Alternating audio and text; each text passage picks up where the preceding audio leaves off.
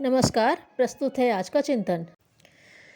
किसी व्यक्ति की उसके सम्मुख उसकी बुराई करना उतना पाप नहीं जितना अपने मन में उसके प्रति बुरा सोचना, क्योंकि बुराई तो उस व्यक्ति के अवगुणों को देखकर की जाती है जिसकी आलोचना करना कोई अपराध अथवा पाप नहीं है, परंतु उसके प्रति अपने मन में बुरे विचार रखना और अथवा उसका अनिष्ट चाहना, किसी किसी पर कुदृष्टि रखने का अर्थ यह होगा कि आपके मन में पाप है। आप उस व्यक्ति से अनुचित लाभ उठाना चाहते हैं। आप अपनी आत्मा की पुकार के विरुद्ध कार्य करना चाहते हैं, जो उस परम पिता परमात्मा की दृष्टि में एक महान अपराध है। दूसरों का बुरा सोचने में, उनका अनिष्ट चाहने में कुछ लाभ भी नहीं होता, अपितु अपनी ही हानि होती है। देखने में हमें चाहे कुछ लाभ प्रतीत होता हो, परंतु वास्तव में हमें प्रत्यक्ष या अप्रत्यक्ष रूप से एक महान क्षति पहुंचती है। उदाहरण के लिए आप मान लीजिए कि दो भाई हैं। उनमें से एक के पास बड़ी धनराशि है और दूसरा भी धनी परंतु कुकर्मी है।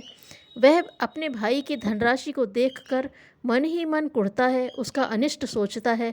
इसके लिए वह उसके घर चोरी करता है और उसकी हत्या करके उसके धन पर अपना अधिकार जमा लेता है तथा अपार धनराशि की प्राप्ति पर मन ही मन बहुत प्रसन्न होता है।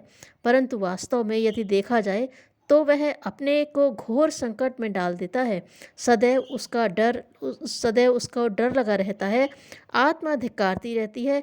पकड़े जाने पर का डर हमेशा बना रहता है। वह प्रत्येक व्यक्ति को संदेहात्मक दृष्टि से देखने लगता है। अपनी सबसे बड़ी हानि तो वह यह करता है कि अपने भाई को, जो उसका एक हाथ था, खो बैठता है। अब आप ही सोच सकते हैं कि उसे लाभ हुआ या हानि हुई।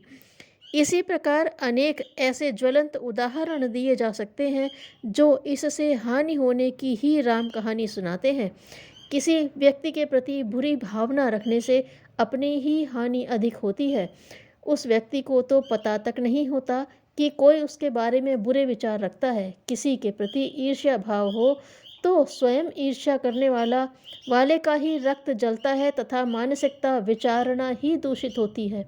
मन अशांत रहने पर भी दिनचर्या पर बुरा प्रभाव पड़ता है। दूसरों का अनिष्ट चाहने वाला पहले अपनी ही हानि करता है। कहावत भी है कि जो दूसरों के लिए गड्ढा खोदता है, पहले स्वयं ही उसमें गिर जाता है। हमारी धार्मिक पुस्तकों में भी अनेक ऐसी कथाएं हैं जो हमें शिक्षा देती हैं कि दूसरों का बुरा मत सोचो।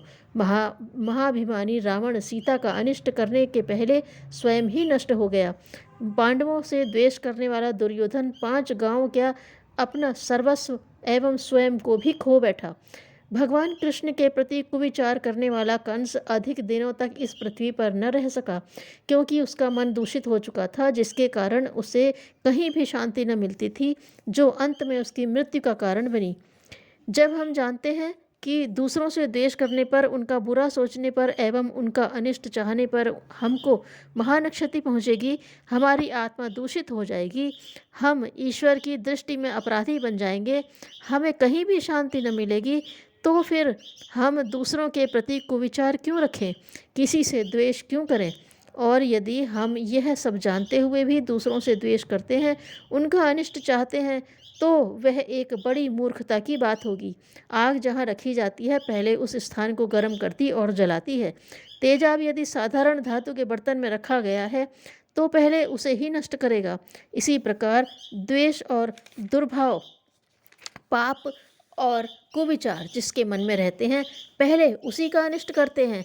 जब तक वे जमे रहते हैं तब तक निरंतर वहाँ हानि करते हैं। जिसके लिए दुर्भाव रखे जाते हैं, उसको तो उसकी शतांश हानि भी नहीं पहुँच पाती जितनी कि अपनी होती है। इसलिए जिससे जहाँ मतभेद हो, विरोध हो, उसे प्रकट में तो कहना चाहिए और उसके निवारण के लिए उचित उपाय भी तत्परतापूर्वक करना चाहिए, परंतु मन में उसकी गांठ बांधने और ईर्ष्या द्वेष रखने की कुछ भी आवश्यकता नहीं है। महात्मा गांधी इस सिद्धांत का सफल प्रयोग करके दिखा चुके हैं। विरोधी के प्रति बिना दुर्भाव रखे हुए भी बुराई का प्रतिरोध करना संभव है। हम भी आवश्यकता अनुसार उसी मार्ग का अवलंबन करें।